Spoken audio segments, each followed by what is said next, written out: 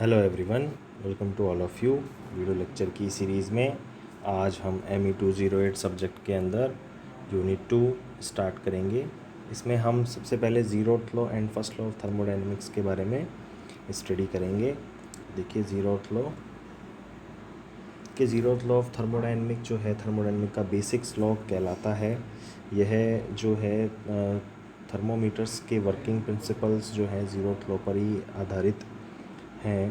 तो देखिए इस लॉ का स्टेटमेंट क्या कहता है कि जब कोई दो बॉडीज़ किसी तीसरी या थर्ड बॉडी के रेस्पेक्ट में थर्मल इक्विलिब्रियम में एग्जिस्ट करती हैं, तब वे बॉडीज़ आपस में भी थर्मल इक्विलिब्रियम में अवश्य रूप से होंगी। देखिए इसको हम समझते हैं कि जैसे आपकी स्क्रीन पर देखिए यहाँ पर तीन जो बॉडीज़ हैं ABC दिखाई गई हैं। हम मान लेते हैं कि जो थर्मल जो बॉडी A और बॉडी B ये दोनों आपस में तापीय साम्य में है, यानी थर्मल इक्विलिब्रियम में है। अब दोबारा से जो बॉडी B है वो बॉडी C के साथ तापीय साम्य में है, यानी थर्मल इक्विलिब्रियम में है। तब ज़ीरोथ लॉ के अकॉर्डिंग बॉडी A और बॉडी C ये भी आपस में थर्मल इक्विलिब्रियम में यानी कि तापीय साम्य में एग्जिस्ट करेंगी। If A is in thermal equilibrium with bodies with C and B and B in thermal equilibrium with C, then A and B have to be in thermal equilibrium। Thermal equilibrium का मतलब है उनमें कोई आपस में heat transfer नहीं होगा, दोनों का तापमान जो है वो समान होता है। अब देखिए जो थर्मामीटर है वो देखिए इस पर किस तरह से काम करता है। मान लीजिए थर्मामीटर आपके सामने में दिखाया गया है। थर्मामीटर को हम जब बॉडी का टेम्परेचर मापने के लिए यूज़ करते हैं तो मान लीजिए ये हमारी बॉडी में जो है इंसर्ट होता है माउथ में। जब हम ये थर्मोमीटर यूज़ करते हैं तो जो हमारी बॉडी है वो मान लीजिए बॉडी A है, और जो ग्लास ट्यूब है थर्मामीटर की जिसको मैं ब्लू लाइन से शो कर रहा हूँ, ठीक है, ये ग्लास ट्यूब ये है बॉडी B, एंड जो थर्मामीटर जो इसके अंदर फिल्ड है दैट इज़ बॉडी C। तो देखिए जब हमारी बॉडी का जो तापमान है और जो ग्लास ट्यूब का तापमान है, ये A और B जो है वो आपस में ताप के साम्य में मानी जाती हैं, ठीक है। और जो ग्लास ट्यूब है जिसके अंदर जो मरकरी है, जो Hg है वो फिल्ड है, वो बॉडी C और ग्लास ट्यूब इन दोनों का जो तापमान है वो समान होगा। तो जो हमारी बॉडी है A और जो Hg है उन दोनों का जो थर्मल एक्सपेंशन है वो भी, यानी जो तापमान है उनका वो समान माना जाएगा, क्योंकि उसी तापमान के कारण जो है ये जो मरकरी है इसका थर्मल एक्सपेंशन होगा और ये ग्लास ट्यूब में जो है टेम्परेचर की रीडिंग शो करेगा। तो इस तरह से जितने भी ग्लास ट्यूब थर्मामीटर्स जो होते हैं वो ज़ीरोथ लॉ ऑफ थर्मोडायनेमिक पर वर्क करते हैं। देखिए फर्स्ट लॉ ऑफ थर्मोडायनेमिक। देखिए फर्स्ट लॉ ऑफ थर्मोडायनेमिक का जो स्टेटमेंट है उसमें जब हम एनर्जी कंजर्वेशन और law of conservation of energy पर आधारित है। देखिए law of conservation of energy क्या कहता है कि energy is neither be created nor be destroy, only it gets transform from one form to another form. तो जब हम एनर्जी इंट्रैक्शंस की बात करते हैं थर्मोडायनेमिक्स में तो हम वर्क ट्रांसफ़र और हीट ट्रांसफ़र जो है एनर्जी इंट्रैक्शन इनकी स्टडी करते हैं थर्मोडायनेमिक्स में। तो किसी भी जो थर्मोडायनेमिक सिस्टम है जो एक थर्मोडायनेमिक साइकिल से होकर गुजरता है उसके लिए अगर हम फर्स्ट लॉ का स्टेटमेंट देखें तो इस प्रकार से होगा कि for a system operative in a cycle net heat supplied to the system is equal to the net work transfer to the system. अब देखिए फर्स्ट लॉ ऑफ थर्मोडायनेमिक्स जो है इसके अगर हम कंसिक्वेंस की बात करें तो इसके कुछ कंसिक्वेंसेस हैं जो भी हम इनकी स्टडी जो इसके जो रिज़ल्ट्स हैं वो आते हैं इस स्टेटमेंट को देने के बाद। वो इस प्रकार से, जैसे फर्स्ट जो है कि हीट ट्रांसफ़र जो है वो एक पाथ फंक्शंस होता है, जैसा कि मैं आपको पिछले वीडियो लेक्चर में ये समझा भी चुका हूँ कि जो हीट ट्रांसफ़र है वो एनर्जी इन ट्रांजिएंट फॉर्म है जो कि एक पाथ फंक्शंस होता है। तो फर्स्ट लॉ की सहायता से हम इसे कैसे प्रूव कर सकते हैं। तो देखिए आपके सामने एक सिस्टम जो है थर्मोडायनेमिक साइकिल शो किया हुआ है जिसमें एक थर्मोडायनेमिक सिस्टम अपनी स्टेट 1 और 2 के बीच में दो थर्मोडायनेमिक साइकिल क्रिएट करता है डिफरेंट पाथ के ज़रिए। तो देखिए फर्स्ट हम देखें,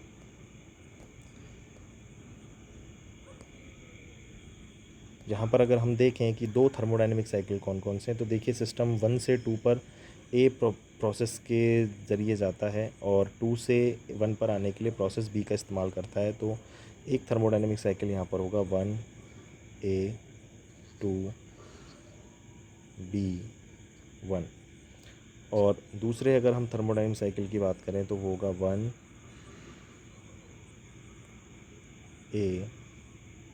2C1। करेक्ट। देखिए जब हम फर्स्ट लॉ अप्लाई करते हैं फॉर साइकिल 1 1A 2B1, इसके लिए अगर हम फर्स्ट लॉ अप्लाई करते हैं तो देखिए हम क्या लिखेंगे इसमें। फर्स्ट लॉ के लिए net work transfer is equal to net heat transfer, यानी कि sigma Q is equal to sigma W, या फिर delta Q is equal to delta W for a cyclic integral. ठीक है, पूरे साइकिल के लिए बात करेंगे। तो देखिए इस साइकिल में दो प्रोसेस हैं, ए और बी। तो देखिए जब हम ए और बी प्रोसेस, यानी कि 1 से 2 पर जाने के लिए प्रोसेस ए, 2 से 1 पर आने के लिए प्रोसेस बी, इनके लिए जब हम हीट ट्रांसफ़र की बात करेंगे तो देखिए हम क्या लिखेंगे, इन एग्जैक्ट डिफरेंशियल फॉर्म में। मैंने आपको बताया कि जो पाथ फंक्शंस होते हैं उनको हम इन एग्जैक्ट डिफरेंशियल फॉर्म या फिर डेल्टा से रिप्रेजेंट करते हैं। तो देखिए 1A2 DQ 1A2 plus DQ 2B1, and similarly for work transfer 1A2 DW is plus DW 2B1। ठीक है, ये हो गया फर्स्ट थर्मोडाइनमिक साइकिल, यानी कि 1A 2B1 के लिए। अब जब हम 1A 2C1, ये जो सेकंड थर्मोडाइनमिक साइकिल है जिसमें हम 2 से 1 स्टेट पर वापस आने के लिए पाथ C का चयन करते हैं, तो देखिए इसके लिए हम जब फर्स्ट लॉ इक्वेशन की बात करेंगे तो वो क्या होगा, DQ 1A2 प्लस 2C1, क्योंकि वापस आने के लिए जो प्रोसेस है वो C काम में ले जा रहा है। एंड जब हम डी डब्ल्यू इसके लिए लिखेंगे तो क्या हो जाएगा, DW 1A2 plus DW 2C1। ठीक है, ये हमारी इक्वेशन 1 है, और सेकंड जो थर्मोडायनेमिक साइकिल है उसके लिए इक्वेशन 2।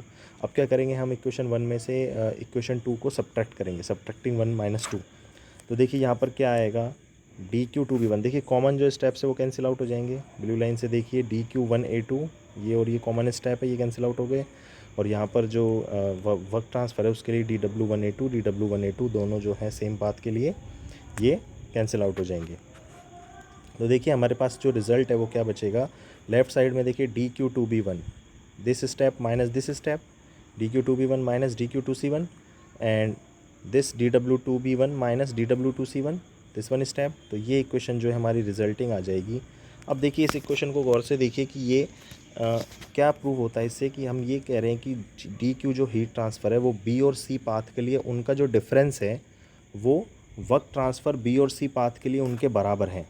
अब देखिए इसको दूसरे वे में देखिए कि दोनों साइकिल्स के लिए 1A 2B1 और 1A 2C1 दोनों थर्मोडायनेमिक साइकिल्स के लिए अगर हम स्टेट्स की बात करें तो वो स्टेट सेम है 1 और 2।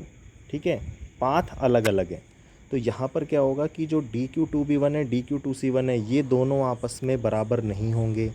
ठीक है, यानी कि हम क्या लिख सकते हैं, वर्क ट्रांसफ़र 2B1 और वर्क ट्रांसफ़र 2C1 ये भी आपस में जो है दोनों बराबर नहीं होंगे। इनका जो डिफरेंस है वो हीट ट्रांसफ़र इन दोनों अलग अलग पाथों के लिए समान है, लेकिन work transfer for path B, work transfer for path B and work transfer for path C वो दोनों आपस में इक्वल नहीं है, जबकि एंड स्टेट दोनों थर्मोडायनेमिक साइकिल के लिए दोनों की समान है। तो इससे क्या सिद्ध होता है कि DW 2B1 यानी work transfer for path B, path process B and work transfer for path C वो दोनों आपस में इक्वल नहीं हैं। Similarly heat transfer for path C and heat transfer for path B वो भी आपस में नॉट इक्वल टू ज़ीरो है। ठीक है, आप आपस में जो है वो इक्वल नहीं है, दोनों अलग अलग है और उनकी कुछ ना कुछ वैल्यू है जो कि वर्क ट्रांसफ़र दोनों पाथ के लिए अलग अलग जो है उसके बराबर है।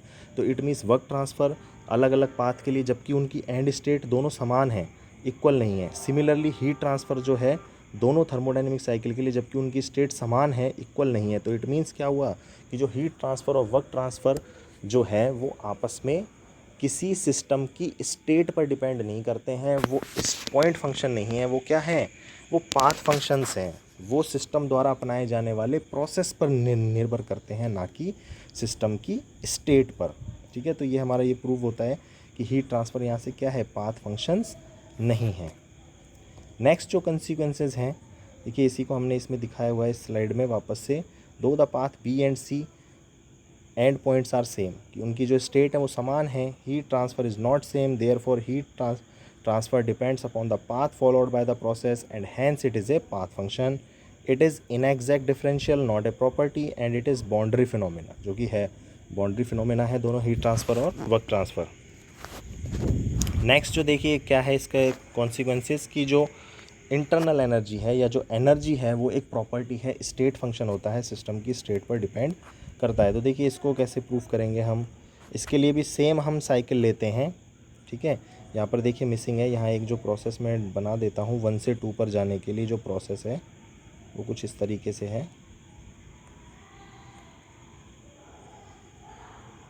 और इस प्रोसेस को मैं ए नाम दे देता हूँ, ठीक है। सिमिलरली जो हमने प्रोसेस माना था हीट ट्रांसफ़र को पाथ फंक्शन प्रूफ करने के लिए, सेम प्रोसेस है यहाँ भी, ठीक है। तो इसके लिए भी जब देखिए जब वैसे हम जब इक्वेशन लिखेंगे सिमिलरली सेम इक्वेशंस आएंगी जैसे हमने पहले लिखा था।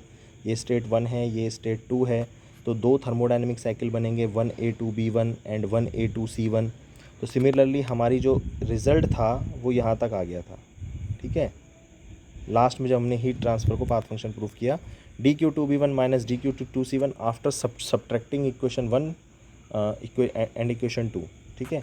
तो dQ2B1 minus dQ2C1 and dW2B1 minus dW2C1। अब हम क्या करेंगे, यहाँ पर हम देखिए जो फॉर्म है इसको यहाँ पर हम लेफ़्ट से राइट में लेके आएंगे। देखिए dW2B1 को, यानी कि जो हमारा जो प्रोसेस जो पाथ है उनको हम सेम वो रखेंगे, यानी कि जो 2B1 जो प्रोसेस है इनको हम एक तरफ ले लेंगे, वन साइडेड। तो dQ minus DW bracket 2B1 and dQ minus DW2C1। तो देखिए अब इस इक्वेशन को आप ध्यान से देखिए कि इस इक्वेशन का क्या मतलब है। ये इक्वेशन ये शो कर रही है कि dQ माइनस DW, यानी कि जो हीट ट्रांसफ़र और वर्क ट्रांसफ़र प्रोसेस बी के लिए, ठीक है, ये जो पाथ है रिटर्निंग पाथ, प्रोसेस बी के लिए जो हीट ट्रांसफ़र और वर्क ट्रांसफ़र का जो डिफरेंस है वो किसके बराबर है, वो पाथ सी, यानी कि जो पाथ सी है उसके लिए भी जो हीट ट्रांसफ़र और वर्क ट्रांसफ़र का जो डिफरेंस है उसके बराबर है। अगर मान लीजिए मैं यहाँ पर कोई और एक पाथ ले लूँ 2 से 1 पर जाने के लिए, एक पाथ डी, तो एक और थर्मोडायनेमिक साइकिल हमारे पास 1A2D1 क्रिएट हो जाएगा। तो उसके लिए भी क्या आएगा, उसके लिए भी dQ in exact differential form में, उसके लिए भी क्या आएगा, ये बराबर सिद्ध हो जाएगा। तो इससे क्या सिद्ध होता है कि what ever be the path chosen by the system, यानी कि पाथ जो सिस्टम के द्वारा कोई सा भी पाथ सेलेक्ट कर लिया जाए 2 से 1 पर आने के लिए, ये जो डिफरेंस ऑफ एनर्जी है हीट ट्रांसफ़र वर्क ट्रांसफ़र के बीच में, ये सभी प्रोसेस के लिए समान होगी। यानी कि ये जो वैल्यू है ये केवल और केवल सिस्टम की एंड स्टेट पर डिपेंड कर रही हैं, ना कि सिस्टम के द्वारा अपनाए जाने वाले पाथ पर। और ये जो dQ माइनस DW का अंतर है, ये जो एनर्जी है ये सिस्टम की स्टेट पर डिपेंड कर रही है, इसीलिए ये एक प्रॉपर्टी है सिस्टम की, क्या होगी, प्रॉपर्टी होगी। और इस प्रॉपर्टी को सिस्टम की टोटल इंटरनल एनर्जी के नाम से जाना जाता है। यानी कि हम क्या लिख सकते हैं, dQ minus DW2B1 is equal to dQ minus DW2C1 is equal to DE of the system. System की टोटल इंटरनल एनर्जी में चेंज हम इसको लिख सकते हैं, ठीक है। तो ये इक्वेशन हमारी फाइनल आ जाएगी, dQ is equal to DE plus DW2B1। अगर हम सेम पाथ के लिए बात कर रहे हैं, अगर dQ2B1 है तो DE प्लस DW2B1। तो यहाँ जो D ही है वो क्या है, इंटरनल एनर्जी में टोटल चेंज है। देखिए तो हम इस इक्वेशन को जो हमारे पास ये आई थी dQ is equal to DE plus जो DW है उसको हम क्लोज सिस्टम के लिखे तो क्या लिख देंगे हम उसे PdV, ठीक है। Is the first law of thermodynamic for a close system undergoing reversible process, ठीक है। अब देखिए यहाँ पर टोटल इंटरनल एनर्जी है उसको देखिए कि ये क्या है, जो टोटल इंटरनल एनर्जी E है ये kinetic energy and potential energy जो सिस्टम की है, प्लस इंटरनल एनर्जी जो कि उसके मॉलिक्यूलर लेवल पर जो एनर्जी है उस पर डिपेंड करती है। तो हम इस एनर्जी को क्या लिख देंगे, capital is equal to KE plus P, kinetic energy plus potential energy plus system की इंटरनल एनर्जी जो कि उसके सब्सटेंस और मॉलिक्यूल्स पर डिपेंड करती है, उनकी क्वांटिटी पर डिपेंड करती है। अब देखिए जब यहाँ से हम इसकी डिफरेंशियल फॉर्म लेंगे DE इज इक्वल टू, तो देखिए सिस्टम की जो काइनेटिक और पोटेंशियल एनर्जी होती है वो सिस्टम की स्टोर्ड एनर्जी होती है। और उनमें जब हम मैक्रोस्कोपिक वैल्यू, जब मैक्रोस्कोपिक अप्रोच थर्मोडायनेमिक्स में कंसिडर करते हैं तो उनमें कुछ खास इतना ज़्यादा चेंजेस नहीं आते हैं, केवल सिस्टम की जो इंटरनल एनर्जी है वो चेंज होती है, क्योंकि इंटरनल एनर्जी सिस्टम की वो तापमान का फंक्शन है, टेम्परेचर का फंक्शन है, उसके टेम्परेचर पर डिपेंड करती है। तो यहाँ पर जो चेंजेस इन काइनेटिक और पोटेंशियल एनर्जी, इनको हम क्या मान लेंगे, इनको नेग्लेक्ट में कर देंगे, किसी प्रकार की कोई चेंज नहीं होते मैक्रोस्कोपिक लेवल पे। तो जो डी है वो किसके बराबर आ जाएगी, total internal energy only internal energy D you के बराबर आ जाएगी, जिसे हम सिस्टम जो है उसके टेम्परेचर का फंक्शन होती है। अब देखिए यहाँ से जो ये इक्वेशन है हमारी, ये फिर कन्वर्ट होके आती है D Q is equal to D U plus D W, यानी कि यहाँ से जो डी है उसकी जगह पर हम क्या रख देंगे, डी यू, क्योंकि काइनेटिक और पोटेंशियल एनर्जी में चेंजेस है वो क्या है, नेग्लिजिबल है। तो देखिए यहाँ internal energy, the internal energy associated with molecule level is known as the internal energy, यानी कि जो मोलिक्यूलर लेवल पे जो मोलिक्यूल्स की जो एनर्जी है उसी को ही हम इंटरनल एनर्जी कहते हैं, और ये किलो जूल में एक्सप्रेस की जाती है, जो कि सिस्टम के टेम्परेचर का फंक्शन होती है, directly dependent on the system temperature. अगर सिस्टम का तापमान बढ़ता है तो इंटरनल एनर्जी बढ़ जाएगी, अगर सिस्टम का तापमान कम होता है तो इंटरनल एनर्जी कम हो जाएगी। अगर स्पेसिफिक इंटरनल एनर्जी की बात करें तो टोटल इंटरनल एनर्जी जो है उसमें हम मास से डिवाइड कर देंगे, तो हमारे पास स्पेसिफिक जो इंटरनल एनर्जी आ जाएगी, और जितनी भी स्पेसिफिक एनर्जीज होती हैं वो इंटेंसिव प्रॉपर्टी होती है। अब देखिए यहाँ पर इंटरनल एनर्जी के बारे में हम थोड़ा सा और कंसर्न करते हैं कि थर्मोडायनेमिक्स में जब इंटरनल एनर्जी की हम बात करते हैं तो उसमें हम काइनेटिक और पोटेंशियल एनर्जी, जैसे मैंने अभी कहा कि उसमें काइनेटिक और पोटेंशियल एनर्जी को हम इतना इंक्लूड नहीं करते हैं, क्योंकि उसमें सिस्टम की स्टेट में चेंज आने के साथ साथ कुछ खास परिवर्तन नहीं होता है, केवल जो सिस्टम की इंटरनल एनर्जी जो कि टेम्परेचर का फंक्शन है उसमें चेंजेस आता है। तो जब भी हम थर्मोडायनेमिक में स्टडी करते हैं तो हम इंटरनल एनर्जी की वैल्यू पर फोकस नहीं करते हैं, उसके डायरेक्ट मेजरमेंट पर फोकस नहीं करते हैं, ओनली हम ये फोकस करते हैं कि उसमें चेंज कितना आ रहा है। वैसे भी इंटरनल एनर्जी का जो डायरेक्ट मेजरमेंट है वो संभव ही नहीं है, ठीक है। तो जब हम हमारी को मान लीजिए सिस्टम थर्मोडायनेमिक सिस्टम स्टेट 1 पर है और हम स्टेट 1 से स्टेट 2 पर जाते हैं, तो हम या तो इस सिस्टम को जो एनर्जी है वो प्रोवाइड करते हैं, सिस्टम की एनर्जी एक्सट्रैक्ट करते हैं वर्क ट्रांसफ़र लेने के लिए। तो इस दौरान जो सिस्टम के टेम्परेचर में चेंजेस आते हैं, उन टेम्परेचर में चेंजेस के कारण जो सिस्टम की इंटरनल एनर्जी है उसमें भी चेंजेस आते हैं। तो हम ब्रॉडली जो है सिस्टम की इंटरनल एनर्जी में चेंजेस को नोटिफाई कर सकते हैं, उसके एग्जैक्ट मेज़रमेंट को हम नोटिफाई नहीं कर सकते। यदि ये मान लीजिए सिस्टम हमारा स्टेट 1 पर है, ठीक है, तो उस पर जो उसकी इंटरनल एनर्जी है वो U1 है, और फिर सिस्टम मान लीजिए कुछ वर्क डन या हीट ट्रांसफ़र होता है और उसके बाद सिस्टम स्टेट 2 पर जाता है और वहाँ पर उसकी इंटरनल एनर्जी U2 हो जाती है, तो हम या तो U1 माइनस U2 कैलकुलेट कर सकते हैं या U2 माइनस U1 कैलकुलेट कर सकते हैं। प्रॉपर सिस्टम की किसी स्टेट पर हम U1 या U2 का डायरेक्ट मेजरमेंट वो नहीं कर सकते, हम केवल इस पर जो चेंजेस होते हैं इंटरनल एनर्जी में केवल हम उन पर कंसंट्रेट करते हैं और उन्हीं को हम कैलकुलेट कर पाते हैं। देखिए इसलिए ये हमेशा आप ध्यान रखिएगा कि thermodynamic is chiefly concerned only with changes in the internal energy, not with its absolute value, ठीक है। अब ये फर्स्ट लॉ का जो स्टेटमेंट जो हमने अभी बात करी आपसे कि for a system operative in a cycle net work transfer is equal to net heat transfer, इसके अलावा हम law of conservation of energy पर यह आधारित होता है। तो हम अगर इसका जो डेफिनेशन है वो energy is neither be created nor be destroy but only it gets transfer from one form to another, ये भी दे सकते हैं। इसके अलावा एक हम स्टेटमेंट और आता है परपेचुअल मोशन मशीन से रिलेटेड, हम ये भी कह सकते हैं कि no machine can supply mechanical work continuously without some form of energy disappearing simultaneously, यानी कि कोई भी एक ऐसी मशीन बनाना संभव है जो बिना एनर्जी दी, यानी कि जिसको आप किसी भी प्रकार की एनर्जी नहीं दे रहे हो और वो कंटिन्यूसली आपको जो है वर्क डन प्रोवाइड कराए। ऐसा पॉसिबल ही नहीं है, क्योंकि बिना एनर्जी इनपुट के कोई भी मशीन या जो डिवाइस है वो एनर्जी आउटपुट या वर्क डन आपको प्रोवाइड नहीं करा सकती है। तो जब भी हम थर्मोडायनेमिक्स के स्टेटमेंट की बात करते हैं तो उसका स्टेटमेंट PMM के रूप में भी दिया सकता है कि first kind of perpetual motion machine बनाया जाना संभव है। और perpetual motion machine of first kind क्या होती है, ऐसी मशीन को ये डिवाइस जो बिना एनर्जी इनपुट के आपको आउटपुट प्रोवाइड करवाए।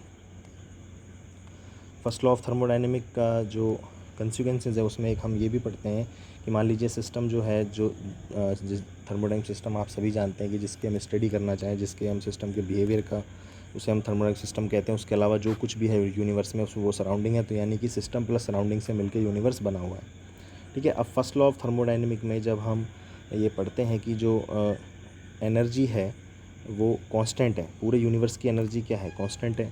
तो डेल्टा ई यूनिवर्स, यानी कि अगर यूनिवर्स की हम बात करें तो उसकी एनर्जी में कोई चेंजेस नहीं आ रहा, जो कुछ भी है वो सब कुछ यूनिवर्स के अंदर है। तो delta E universe is equal to 0, यानी कि सिस्टम की जो एनर्जी है यूनिवर्स की जो टोटल इंटरनल एनर्जी उसमें जो चेंजेस हैं वो 0 हैं। तो delta universe is equal to किसके बराबर है, delta E system plus surrounding के बराबर है, उनमें चेंजेस ज़ीरो। तो डेल्टा ई यानी कि total internal energy of system is equal to negative sign with of total internal energy of surrounding, यानी कि या तो टोटल इंटरनल एनर्जी सिस्टम से सराउंडिंग में जा रही है, या ऊर्जा का जो स्थान सिस्टम से सराउंडिंग में हो रहा है, या सराउंडिंग से सिस्टम में हो रहा है। ठीक है, तो ये भी एक इसकी कॉन्सिक्वेंसेस है फर्स्ट लॉ ऑफ थर्मोडायनेमिक की। तो आज के इस वीडियो लेक्चर में इतना ही। बाकी सेकंड लॉ और अभी फर्स्ट लॉ जो है हम जो फ्लो प्रोसेस और नॉन फ्लो प्रोसेस के लिए भी नेक्स्ट जो वीडियो लेक्चर उसमें बात करेंगे। अगर इससे ज़ीरो अर्थ और फर्स्ट लॉ से रिलेटेड अगर आपको कोई भी क्वेरीज़ हो तो आप कमेंट बॉक्स में पूछ सकते हैं, या फिर ई क्लास के दौरान आप पूछ सकते हैं। Thank you.